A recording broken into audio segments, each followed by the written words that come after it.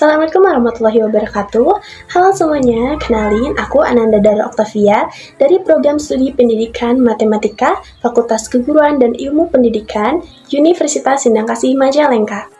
Di video kali ini kita akan membahas mengenai kepemimpinan, komunikasi, dan kerjasama bisnis.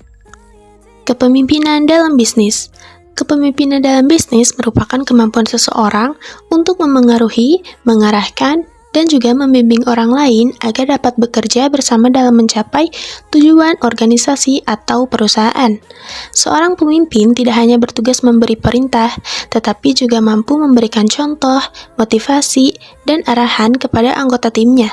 Kepemimpinan yang baik dapat menciptakan lingkungan kerja yang kondusif dan juga produktif.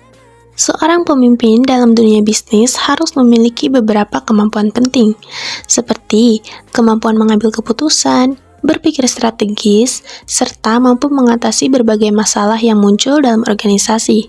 Nah, selain itu, pemimpin juga harus mampu memahami kondisi anggota timnya agar dapat mengelola sumber daya manusia dengan baik.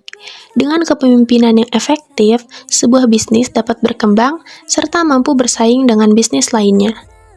Kepemimpinan sangat berpengaruh terhadap keberhasilan suatu usaha. Pemimpin yang mampu mengelola tim dengan baik akan membuat karyawan merasa dihargai dan termotivasi untuk bekerja lebih maksimal. Oleh karena itu, kepemimpinan menjadi salah satu faktor utama yang menentukan keberhasilan maupun kegagalan suatu organisasi atau perusahaan. Selanjutnya, komunikasi dalam bisnis. Komunikasi dalam bisnis adalah proses penyampaian informasi, gagasan, maupun pesan yang terjadi antara individu atau kelompok dalam suatu organisasi bisnis. Komunikasi memiliki peran penting dalam memastikan bahwa setiap anggota organisasi memiliki tugas serta memahami tugasnya, tanggung jawab, serta tujuan yang ingin dicapai bersama. Tanpa komunikasi yang baik, kegiatan bisnis dapat mengalami hambatan dan kesalahpahaman. Komunikasi bisnis dapat dilakukan secara lisan maupun tertulis, seperti melalui rapat, diskusi, surat, laporan, atau media digital. Komunikasi yang efektif harus disampaikan dengan jelas, singkat, dan mudah dipahami oleh penerima pesan. Selain itu, komunikasi juga harus dilakukan dengan sikap saling menghargai, agar tercipta hubungan kerja yang harmonis di dalam organisasi. Dengan adanya komunikasi yang baik, hubungan antara pimpinan dan karyawan dapat berjalan dengan lebih terbuka dan efektif. Informasi dapat disampaikan dengan tepat, sehingga setiap anggota tim dapat bekerja sesuai dengan perannya masing-masing. Oleh karena itu, komunikasi yang baik sangat dibutuhkan dalam mendukung keberhasilan kegiatan bisnis. Dan yang terakhir, kerjasama dalam bisnis.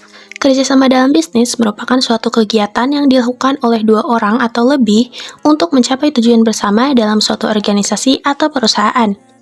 Kerjasama sangat penting karena dalam menjalankan bisnis, tidak semua pekerjaan dapat dilakukan sendiri. Dengan adanya kerjasama, setiap anggota tim dapat saling membantu dan melengkapi satu sama lain. Dalam kerjasama yang baik, setiap anggota tim memiliki peran dan tanggung jawab masing-masing. Mereka harus mampu saling menghargai pendapat, saling mendukung, serta menjaga kepercayaan antar anggota tim. Sikap saling menghargai dan terbuka terhadap ide atau gagasan baru akan membantu menciptakan kerjasama yang lebih efektif. Kerjasama yang baik dapat meningkatkan produktivitas dan efisiensi kerja dalam sebuah organisasi. Pekerjaan yang dilakukan secara bersama-sama biasanya dapat diselesaikan lebih cepat dan hasilnya lebih maksimal.